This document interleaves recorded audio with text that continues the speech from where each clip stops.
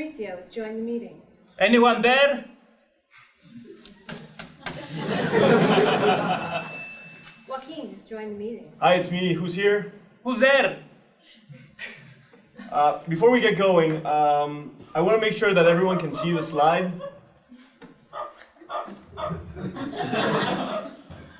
Hey, Can you see the slide? I can see it. There is a little box on my screen that says I need a flash plug-in. Oh, just download it quickly. Wait, are you on a Mac or a PC? Don't worry, you'll be able to keep up. Just the most important thing for the next meeting is that you. Oh, is the meeting over? Is the next meeting? Oh, okay, great. Thanks, guys. This was great. Hey, Christine, is that you? Hey, Christine, I need to talk to you about something, It's very important to us to discuss this thing. Christine?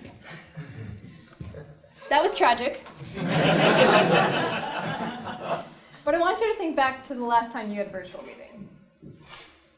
I bet two things. I bet one of those things happened to you. And I also bet that it wasn't that long ago your last virtual meeting took place. Because according to an article in the New York Times, between 2005 and 2012, the prevalence of virtual meetings increased 79%. Why are people using virtual meetings so much more? That part's actually pretty simple. One, it's cheaper. Cisco, for instance, has 200 telepresence rooms, and it estimates that saves the company $100 million a year in travel costs. So that's pretty compelling. Second, it lets people who need to be there actually access the meeting. Instead of dealing with the fuss of traffic and snowstorms, which if you're like me from Chicago is a big deal, then you can just telecommute. And it also lets people who are juniors sit in on calls they might not otherwise get to be part of, something that I really appreciated when I was an analyst. Third, you guys like this. 70% of people would rather telecommute to a meeting than physically commute. So why is that? Well, Forbes asked that question. Why do people like virtual meetings so much? And this is where the dark side of virtual meetings comes out. Because 64% of respondents, that's 64% of you in this room, said you like virtual meetings because it lets you multitask.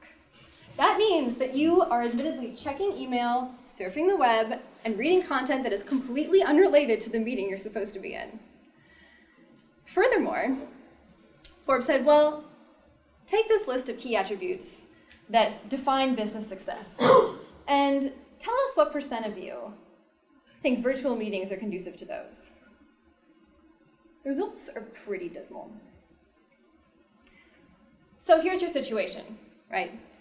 Nobody likes meetings to begin with. Virtual meetings are becoming more prevalent, and virtual meetings are ineffective. So what do you do? What do you do? Well, I think you have two options. One, you can be part of that 64% that checks out. Or, like the good GSBers you are, you can see this as an opening. Are you going to be part of that group that sits back, or are you going to have influence? Are you going to clear your inbox, or are you going to get a promotion? If you're part of the first group, feel free to pull out your phone now. We'll see you later. I won't see your name on a building. But if you're part of the second group, listen up, because today we're going to tell you how to have success in a virtual meeting, how to be the virtual meeting hero through the proper preparation, execution, and handling of the aftermath that are specific to virtual meetings. So that while your peers are being dismissive and getting overlooked, you are getting noticed.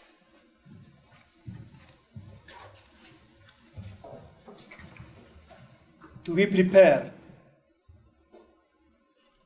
is half the victory. So we want to share with you a strategy to be prepared. AMT.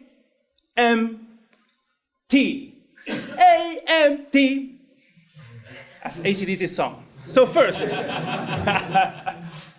agenda. Define what success is, who is the team required to achieve this success, and invite them. Be very mindful compared to a regular meeting about time constraints, and please share the agenda in advance, okay? And with the rules of this meeting. Second, materials. we have a greater efficiency challenge here about time compared to regular meetings. So please, make the materials, assign roles, assign pre-works, and set them in advance. Also, choose a format. Telephone, video conference, and also try to set the login and password on time.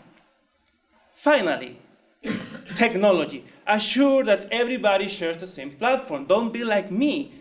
Last week, I assumed I have a video conference in Skype, and in the last minute, I just realized that Google Hangouts existed, and we lost like 10 minutes because my fault of downloading the app. So be sure everybody shares the same format.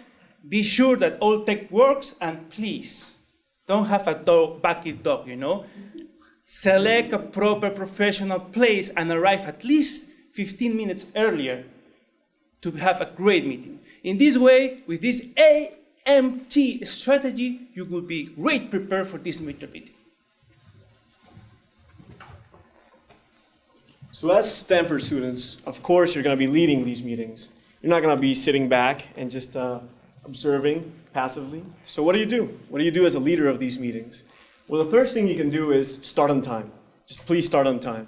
See, virtual meetings make it so easy to come up with excuses for people to not start on time. And it's a problem in the workplace, in real meetings. It's even worse in virtual meetings. The second thing you can do is write down the names of participants. See, in virtual meetings, I can't see your faces. You won't be able to see mine. So how do you understand, how do you know who's in the room, who's not, who stepped out to go to the bathroom? How do you keep tabs on who's participating and who's not? Third tip I can give you is limit continuous talk time. Have you ever been in a meeting and you kind of raise your hand shyly or make some type of connection with the speaker to try and speak? And then he realizes and gives you the chance to speak? Well, newsflash, this does not work in virtual meetings. If you want to actually talk and you want to actually give people time to speak, you need to limit your talk time to give people a chance to participate. And finally, have roundtable checkpoints. See, some people thrive on structure, others people like the mess and the noise. It's really hard in virtual meetings when there's no structure and people are speaking to interrupt. So have those checkpoints. Give people a chance to speak. But what about that off chance when you're not the meeting leader? As Stanford alums, that might actually happen to you too. So the first thing to do is, for the love of God, do not multitask. See, multitasking disengages your mind from one task and re-engages in another. You're not really paying attention to two things at the same time. You're just switching back and forth, and that makes it really hard. The second thing you can do is lead with your name when you're going to speak. See, what if you've been preparing this huge speech, this huge thing you're going to say? It's going to get you your promotion, and then suddenly no one knows who said it. You say it, and then next meeting, someone takes credit for your work. So start with your name. Say, this is Joaquin, this is what I'm going to say. Third, interrupting is difficult. Sometimes you just need to write down what you're saying, what you're thinking, and go back to it later. So don't make the mistake of not writing down, because you will forget. You will forget after the meeting. And so write it down, have a chance to speak with the person, and take up those topics. And finally, paraphrase. Paraphrasing can help you get influence in the meeting, even if you're not the meeting leader. Why? Because you can cut through the noise. You can say, this is what I'm hearing, this is what's happening. And that immediately shines a spotlight on you.